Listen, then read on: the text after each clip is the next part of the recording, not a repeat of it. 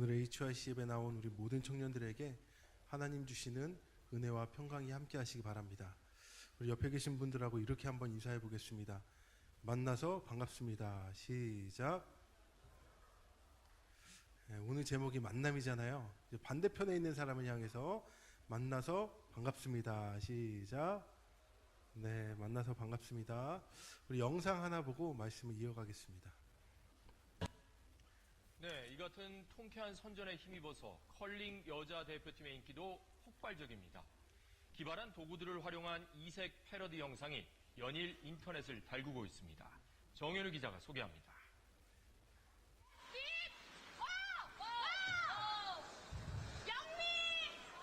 세계 최강 캐나다를 상대로 멋진 더블 테이크아웃을 선보입니다.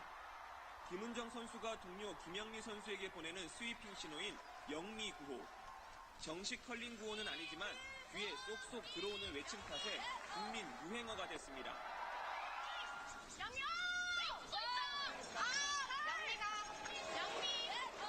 잘하든 못하든 기쁠 때나 슬플 때나 김은정 선수의 한결같은 표정도 SNS에서 큰 화제입니다. 폭발적 인기를 보여주듯 패러디 영상도 쏟아집니다. 로봇 청소기로 하는 컬링은 이제 기본. 남녀노소 스위핑 삼매경입니다. 기상천외한 패러디도 넘쳐납니다. 프라이팬으로 컬링을 하고 요강으로 직접 스톤을 만들어 컬링을 즐깁니다. 왜 이리 힘드노? 청년 농민들은 호박과 곡괭이를 들었습니다. 처음 보는 스포츠에 푹 빠진 아이들은 컬링 꿈나무를 꿈꿉니다. 여자 컬링 대표팀. 올림픽은 아직 끝나지 않았지만 인기만큼은 이미 금메달입니다. KBS 뉴스 정현우입니다. 영미 한 번이라도 불려봤다. 없으세요? 나만 불려봤니? 영미! 네, 여러분, 김영미, 김은정, 김선영, 김경애 이렇게 4명으로 이루어진 팀 킴은 청소년 대표를 거쳐서요 2013년 국가대표로 선발된 베테랑들이에요. 어디서 갑자기 뚝 떨어진 팀이 아니라 10년이란 기간 동안 준비되어 왔던 팀이었다라는 것이죠.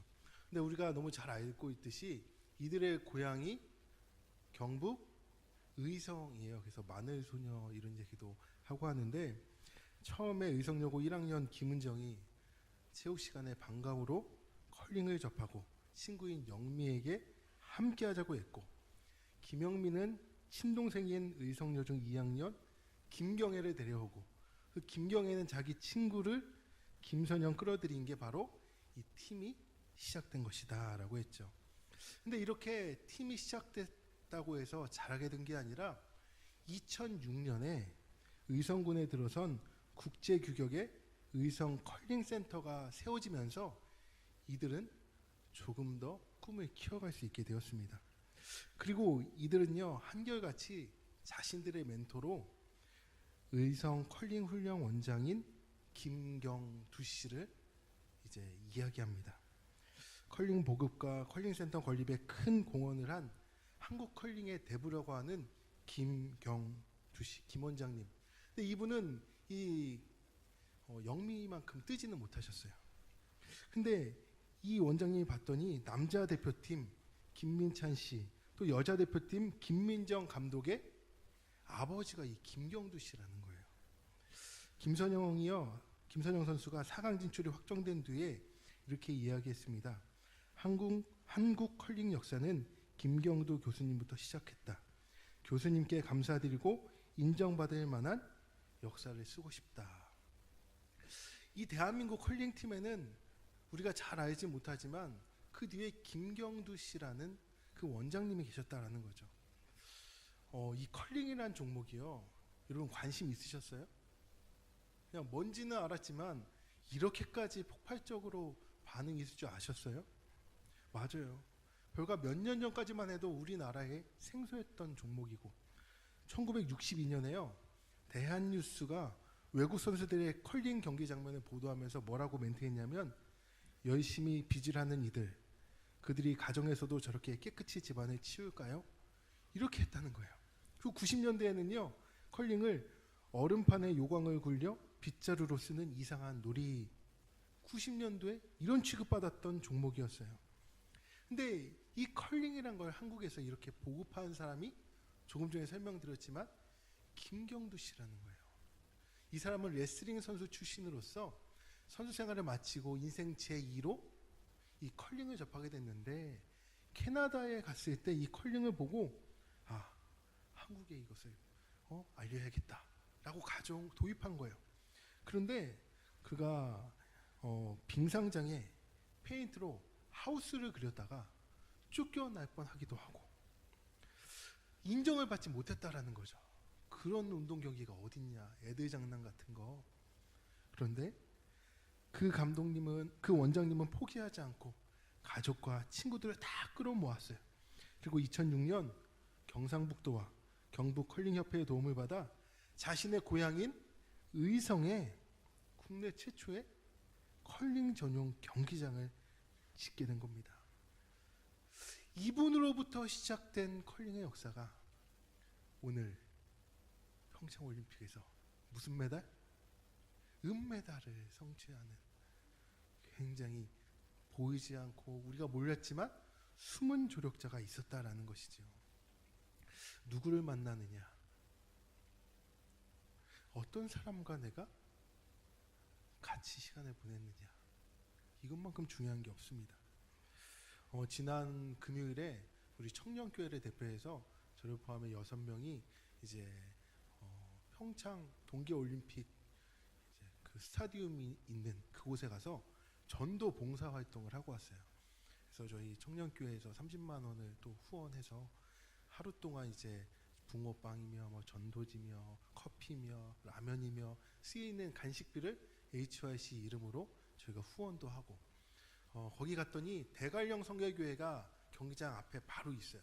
그 앞에. 그래서 그 앞에 하루에도 수백 명이 왔다 갔다 하면서 거기가 이제 선교 센터가 된 거예요. 시골의 한 교회, 본당이 한 요 정도만 해요. 그래도 큰 교회죠. 근데 거기가 시골의 한 교회가 이번 평창 올림픽을 통해서 선교 기지가 된 거예요. 근데 안타까웠던 건 그런 거였어요.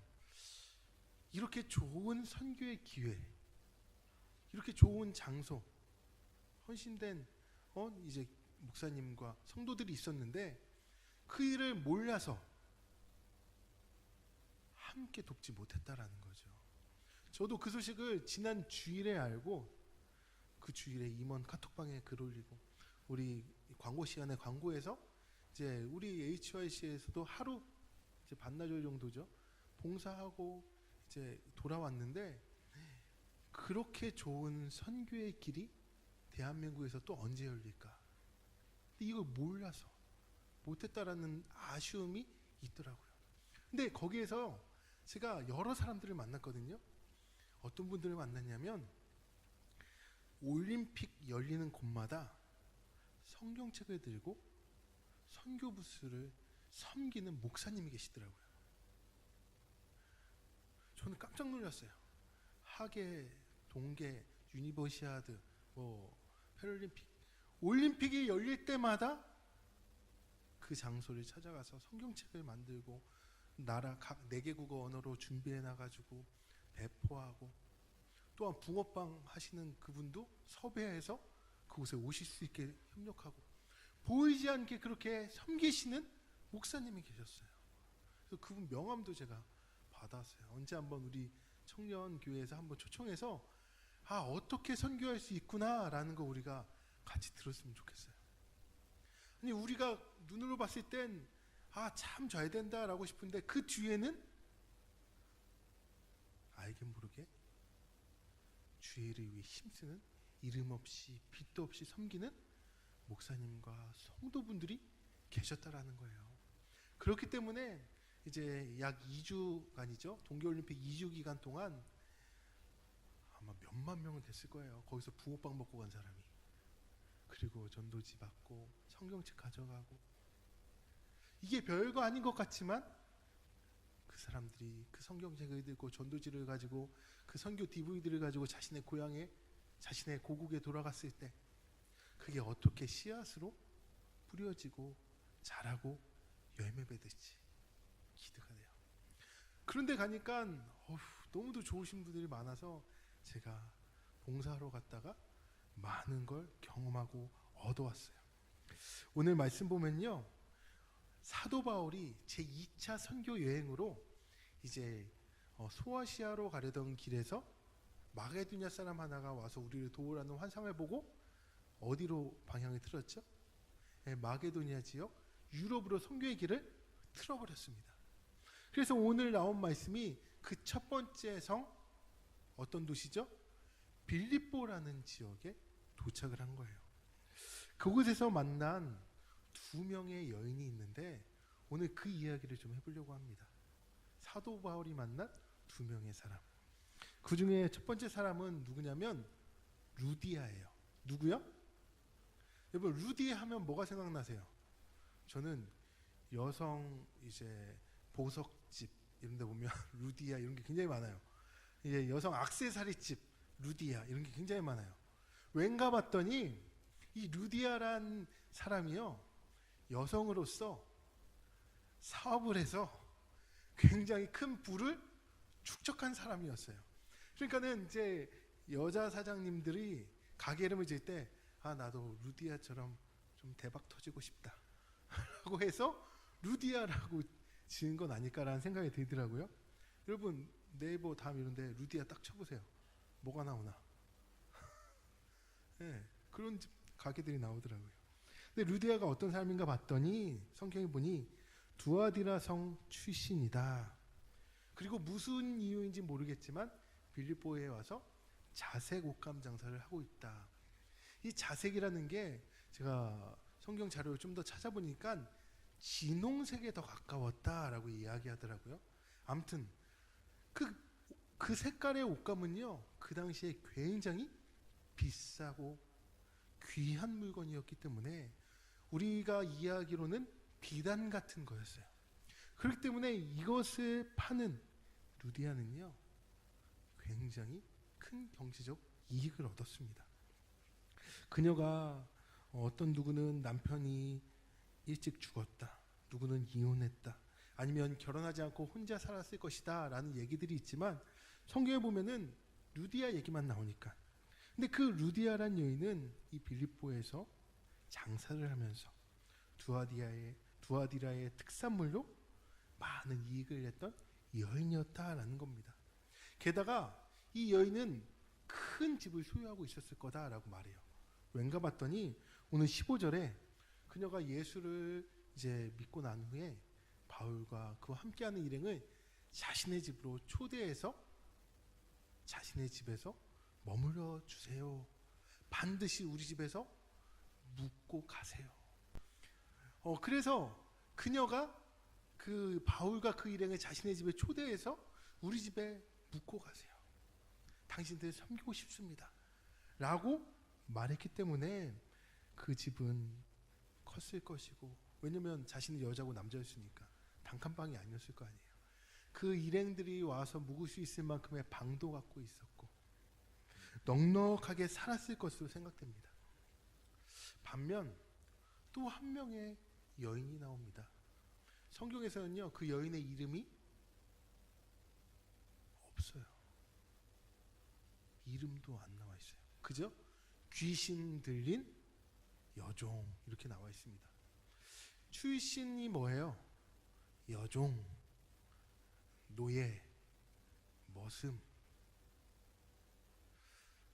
루디아와는 출신이 좀 다르죠.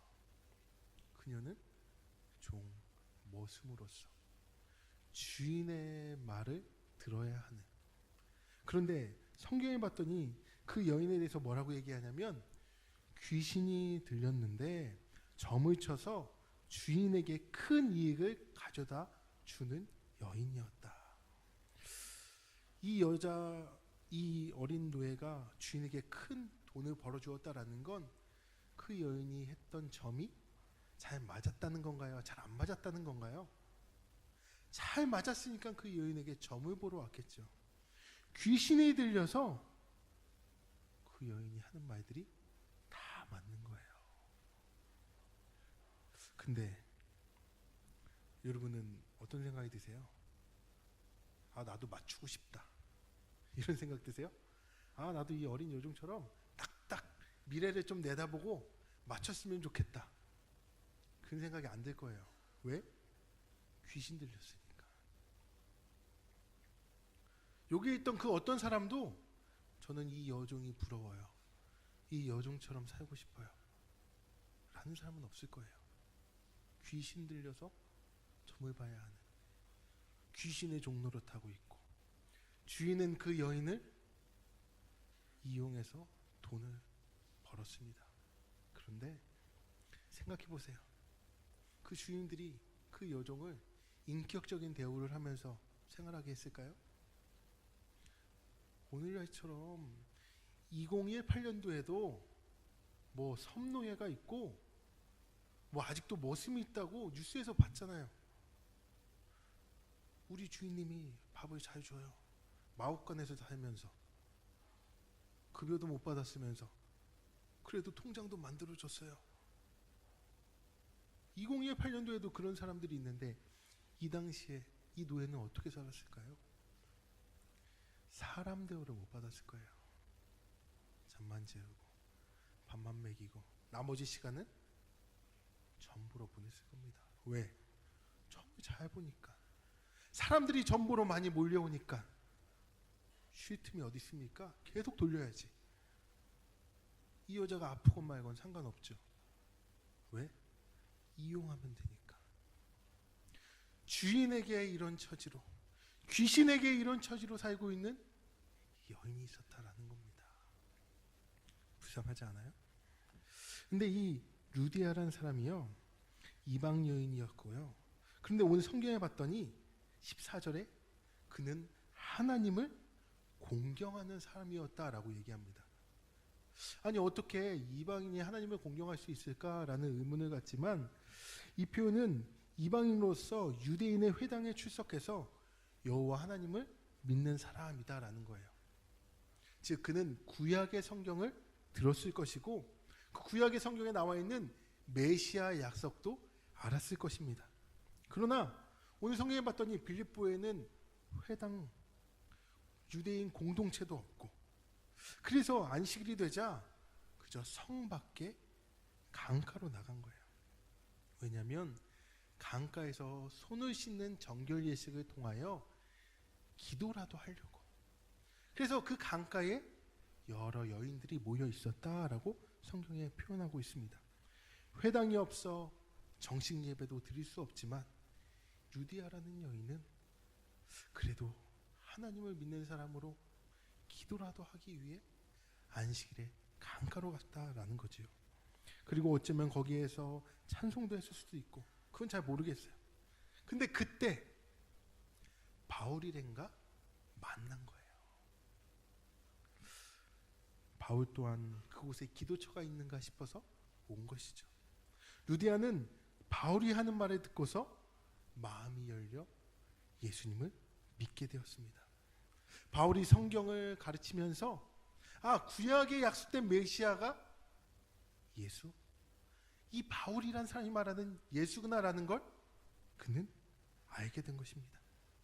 그리고 오늘 말씀 봤더니 루디아는 예수님을 믿고 세례를 받았을 뿐만 아니라 그의 온 집이 다 세례를 받았다라는 거예요. 루디아 집에 있는 하인들이며 식솔들까지 모두가 세례를 받게 되는 놀라운 은혜를 경험하게 되었어요. 자색옷감 장사로서 하나님은 알고 있었지만 메시아인 예수를 모르고 있던 그 루디아에게 바울을 만남으로 예수를 믿게 되는 놀라운 구원이 이루어지게 된 겁니다. 그래서요, 루디아는 유럽 최초의 세례교인이 되었어요. 이방인 중에 최초는 아니지만 유럽 최초의 예수 믿는 사람이 되었다라는 거예요. 너무 감사하죠. 반면 또 한 사람이 있는데 그 귀신 들렸던 여종, 그 여종도 누군가를 만납니다. 누굴 만났죠? 네, 바울과 그 일행을 만났어요. 바울과 실라를 만났어요. 그런데 그 여인이 어떤 여인이라고 했나요? 귀신 들려서 점을 치는데 그 점이 100% 맞는다니까요.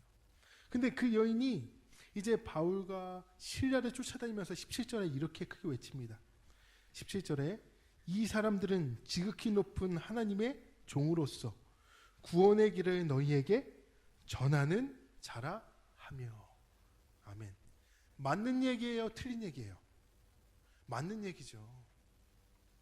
정말로 딱 맞죠. 이 귀신 들린 여인이 바울과 실라를 보면서 뭐라고 하냐면 이 사람들은 지극히 높은 하나님의 종으로 구원의 길을 너희에게 전하는 자다. 틀림없는 사실입니다.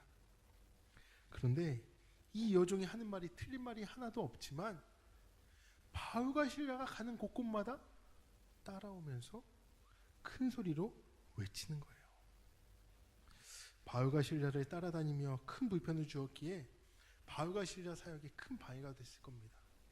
제가 예전에 고향교회에 있을 때 이거 특이하다고 해야 되나? 한번 여러분이 판단해 보세요. 제가 볼 때 좀 특이하신 분이었어요. 뭐냐면 예배 때 사도신경 하잖아요. 그렇죠? 근데 여러분 사도신경 합시다 하면 어떻게 해요?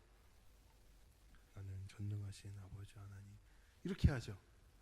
근데 그분은 나는 전능하신 하나님 아버지 이거를 여러분 앉는 자리에 하는 거야. 그러면 이제 사회 보시는 목사님이 당황스러워하는 거예요. 자기보다 더 커, 마이크보다 더 커. 사도신경을. 저는 그런 소리 하면 우리가 어떻게 돼요? 일반적으로 누구야? 이게 보게 되잖아요. 저는 그래서 굉장히 특이하다라고 생각했는데 여러분이 생각할 때는 어떠세요? 별로 안 특이해? 오늘 사도신경 시간에 이제 보겠습니다. 나는 이렇게 하는데 근데 무슨 얘기 하려고 하냐면 이 귀신 들린 여종이 따라다니면서 얘기하는 거예요.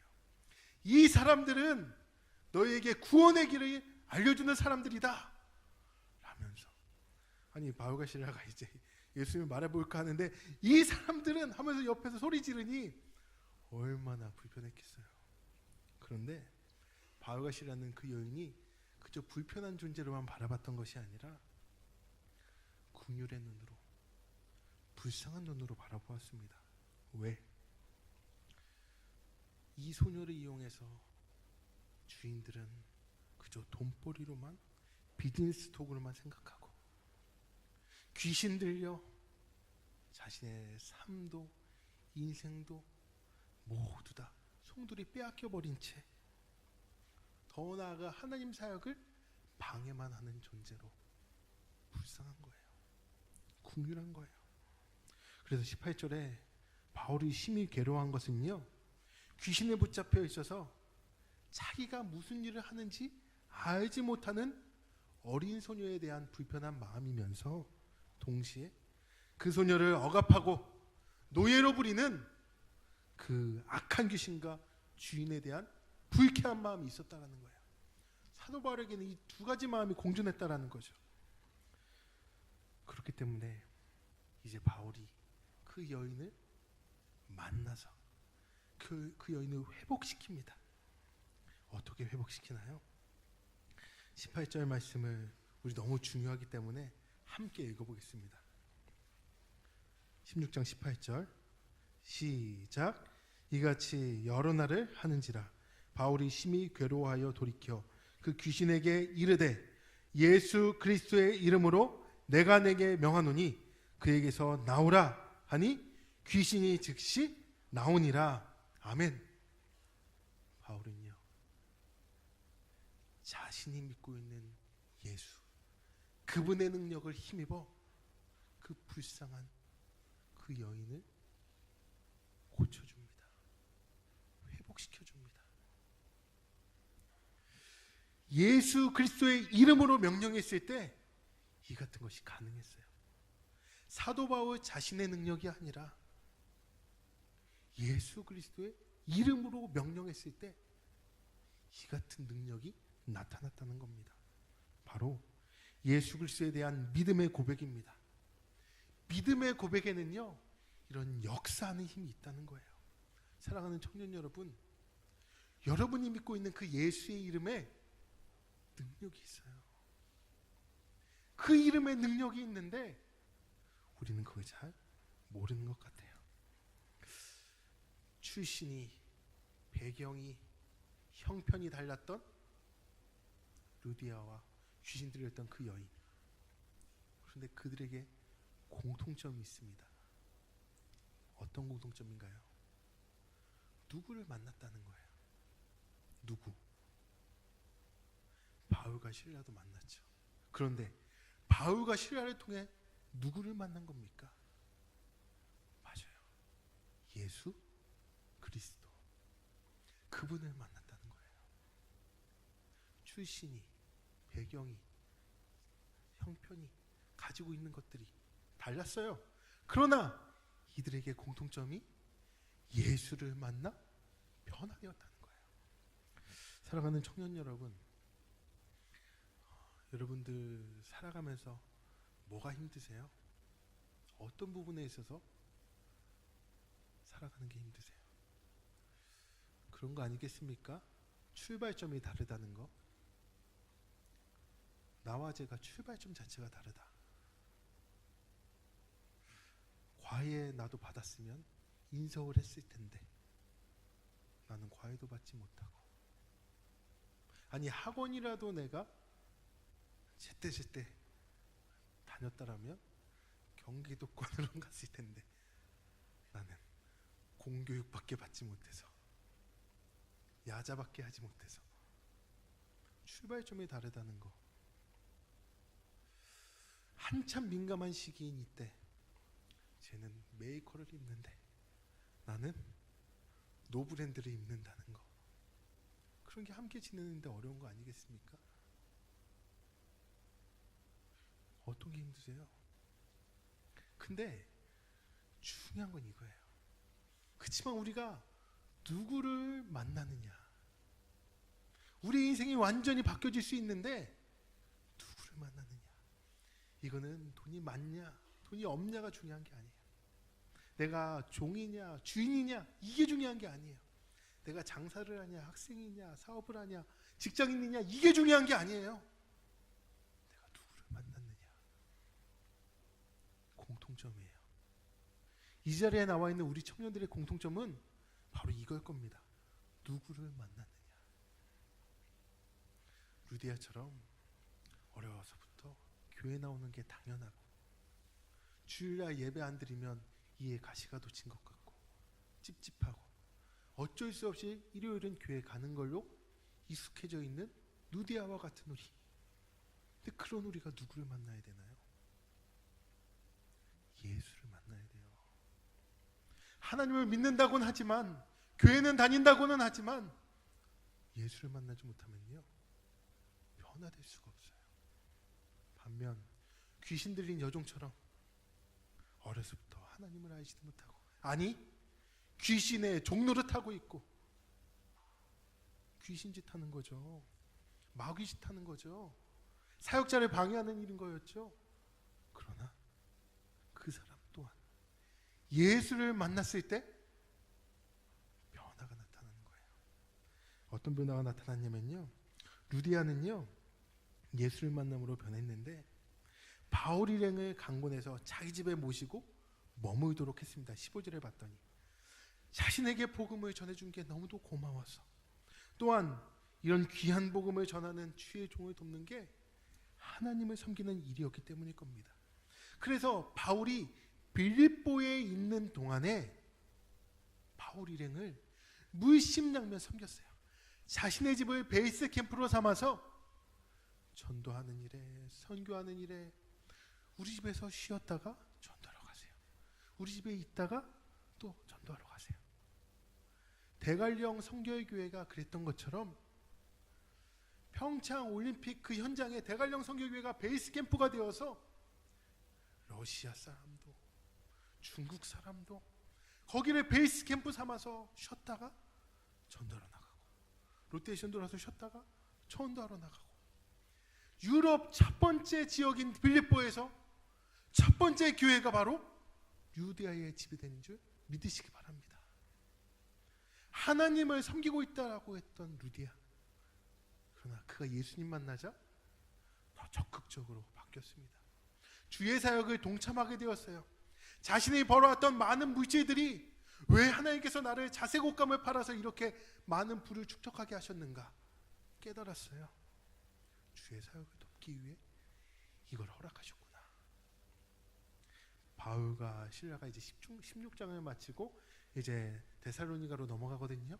근데 그때까지 바울과 실라와 그 일행들은 루디아의 집에 머물면서 전도 사역, 선교 사역을 충분히 감당할 수 있었습니다. 그렇게 변화된 삶을 살았다는 거예요.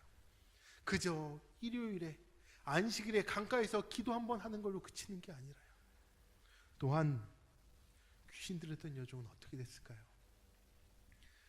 귀신 들었던 여종은 이제 자신의 삶을 붙잡고 있었던 귀신으로부터 해방됐습니다. 그리고 이제 참 인격으로 인간답게 살 수 있게 된 거예요. 그 전까지는 인간답게 사는 게 뭔지, 어떻게 사는 게 맞는 건지 모르면서 살았어요.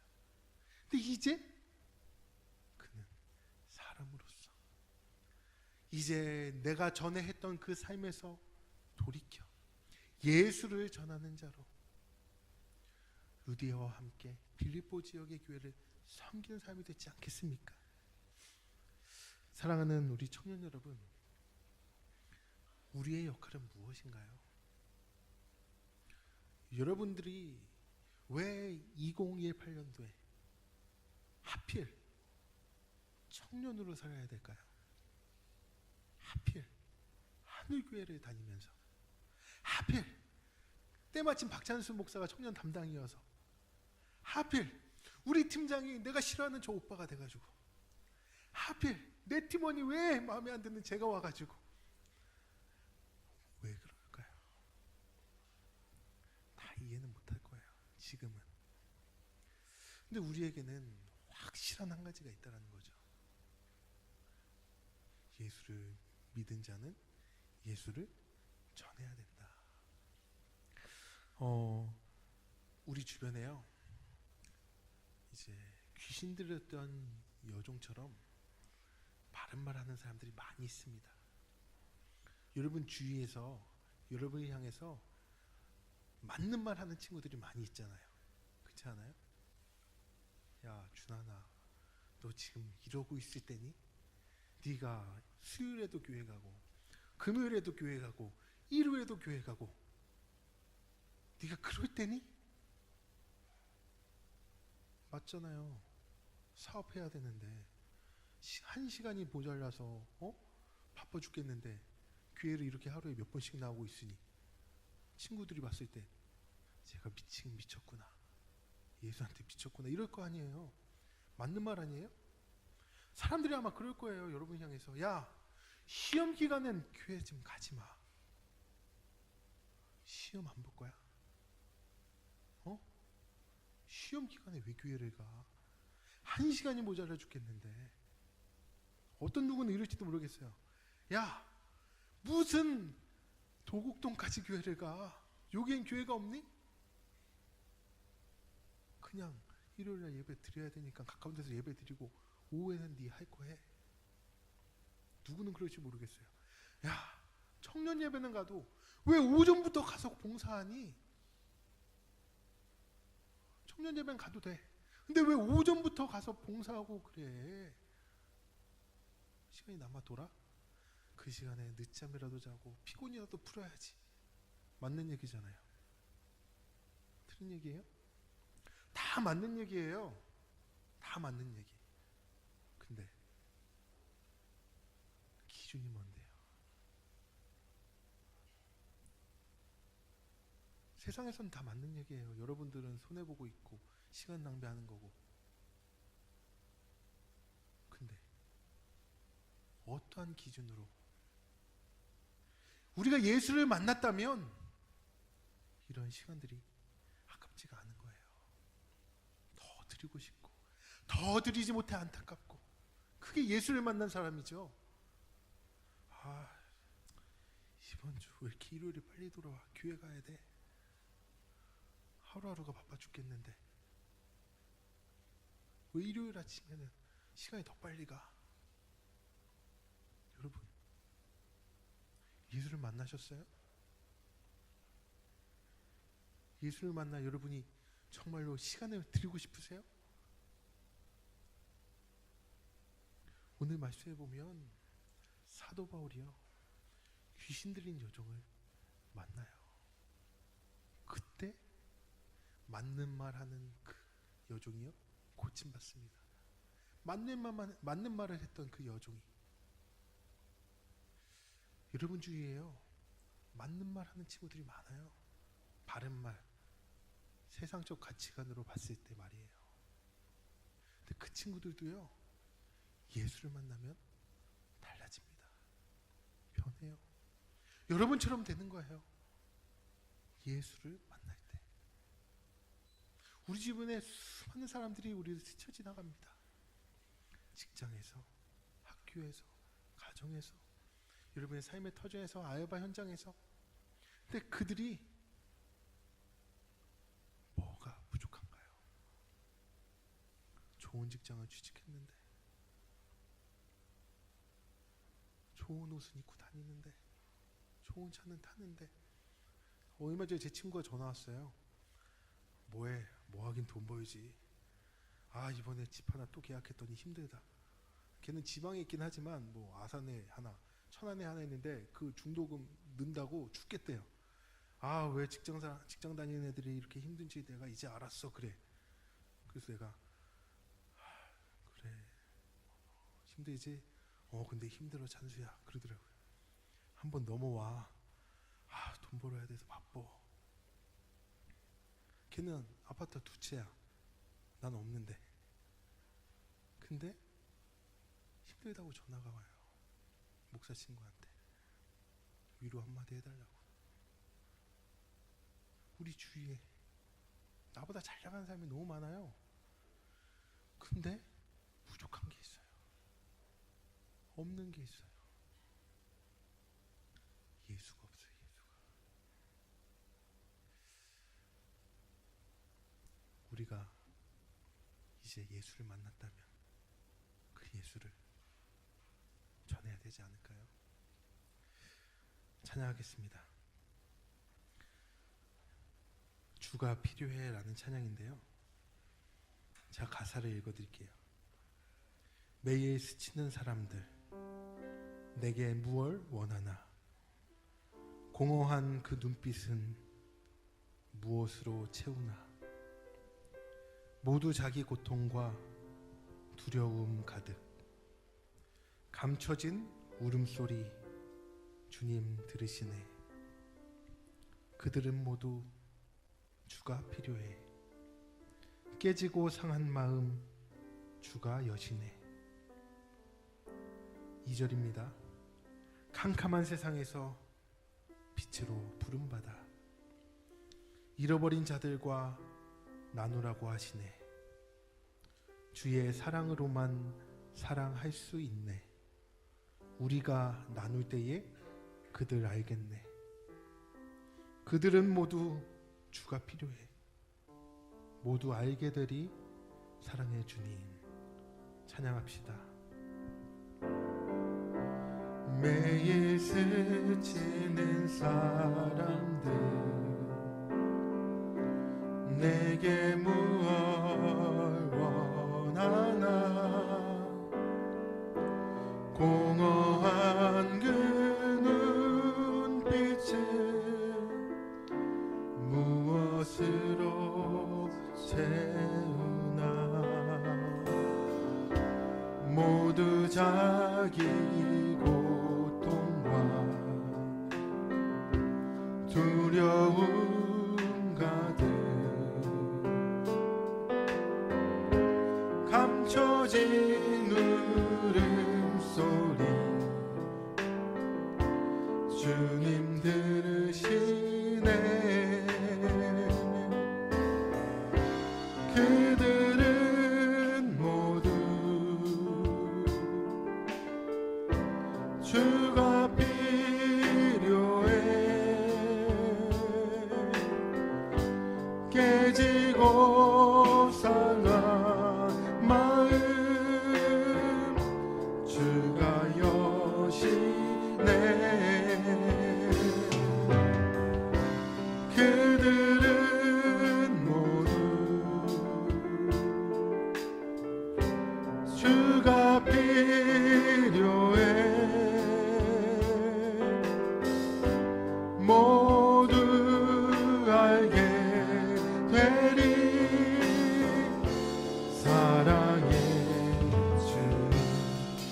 캄캄한 세상에서 캄캄한 세상에서 빛으로 흐른 바다 잃어버린 자들과 나누라고 하시네. 주의 사랑으로만 사랑할 수 있네. 우리가 나눌 때에 그들 알겠네. 그들은 모두 주가 필요해.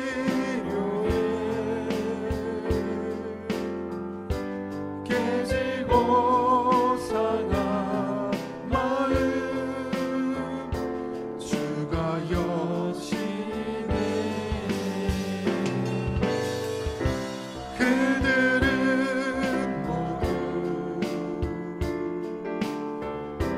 주가 필요해.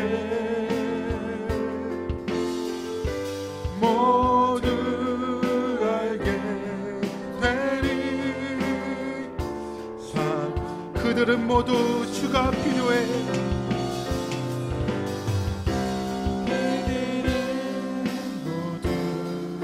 그들은 모두 주가 필요해.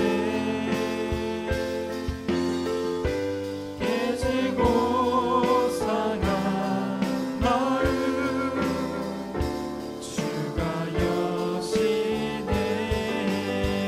그들은 모두 우리는 모두 주가 필요해. 모두 알게 되리. 모두 알게 되리. 사랑해. 우리 시간 기도합시다. 여러분에게 필요한 게 무엇입니까? 돈이 많이 필요하세요? 집이 필요하세요? 직장이 필요하세요? 뭐가 필요하세요? 주님이 필요합니다. 우리는 모두 주님이 필요해요.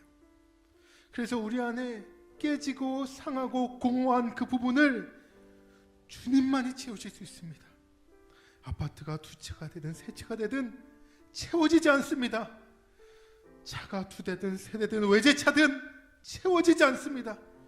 대기업을 간다고 내가 가고 싶었던 곳을 대학을 간다고 채워지지 않습니다. 여러분의 그 공허함, 깨진 마음, 상한 마음 오직 주님만이 채우십니다. 우리 시간 기도합시다. 오늘 내가 교회에 나온 이유 예수 만나러 나왔습니다. 예수님 만나러 나왔습니다. 이 시간 그 주님 만나게 해달라고, 주님 나를 채워달라고, 내 안에 깨지고 상한 부분 치료해달라고 우리 시간 다 함께 예수님을 만나기를 소망하며 기도하겠습니다. 하나님 아버지, 이 시간 하나님 앞에 간절히 기도하며 나아갑니다. 이 시간 교회에 주님 만나러 나왔습니다. 예수 그리스도 그 십자가, 그 사랑, 그분만이 나를 치료할 수 있으십니다. 채우실 수 있으십니다.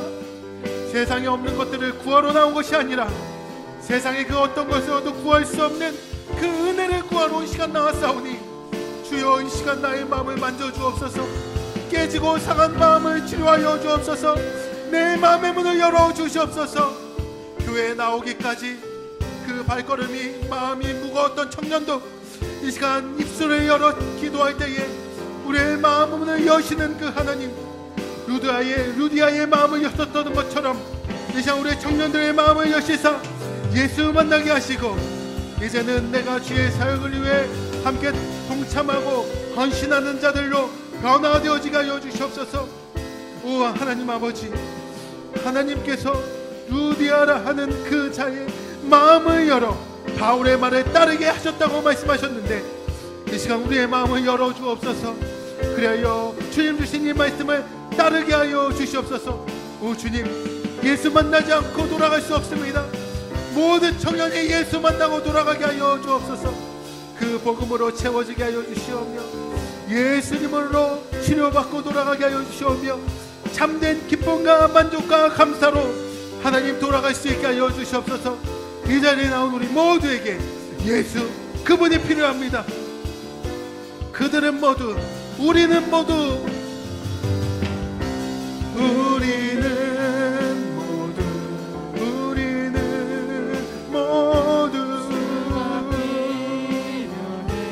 깨지고 상한 마음, 깨지고 상한 마음,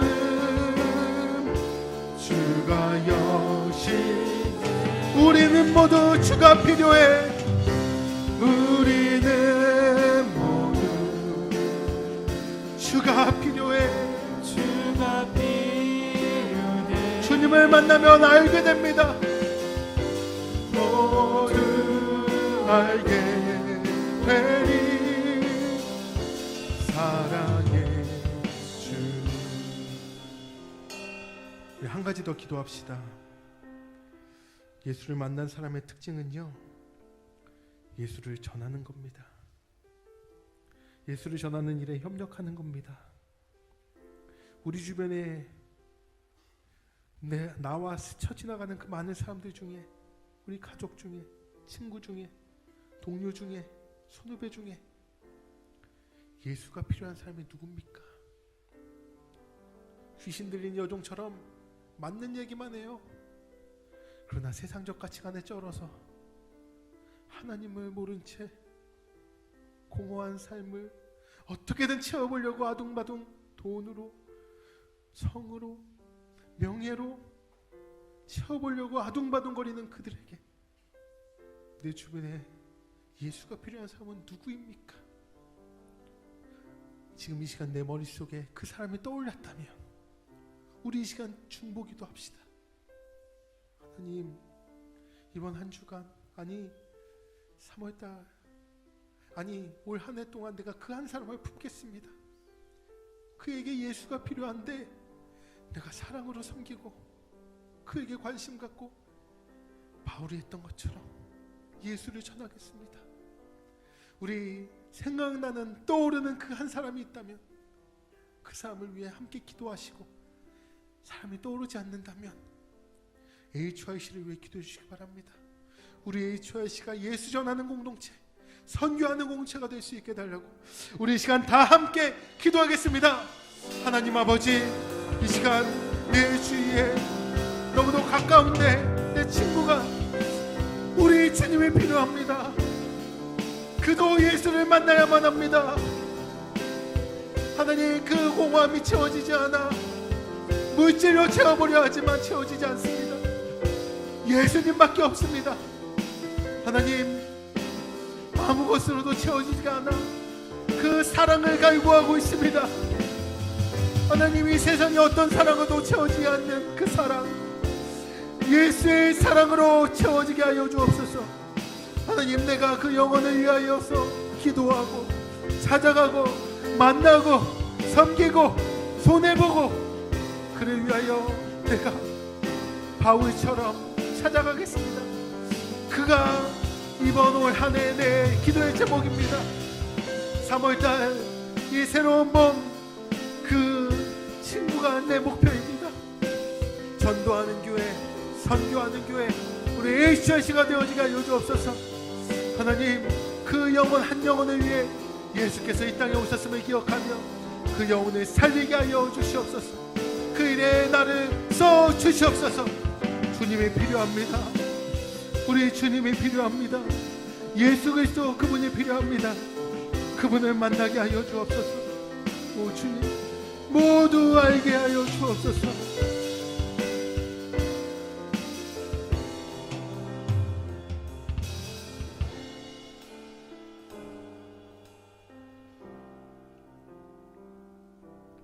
우리 모두 모두에게 예수가 필요합니다.